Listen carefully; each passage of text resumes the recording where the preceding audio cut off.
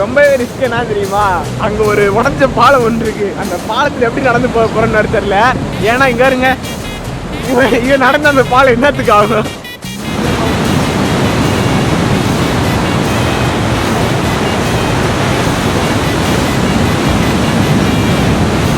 Sir இங்கிட்ட வந்து நடந்து வந்தாங்க இந்த ரோட்டில். மேலே போய் பார்ப்போம்.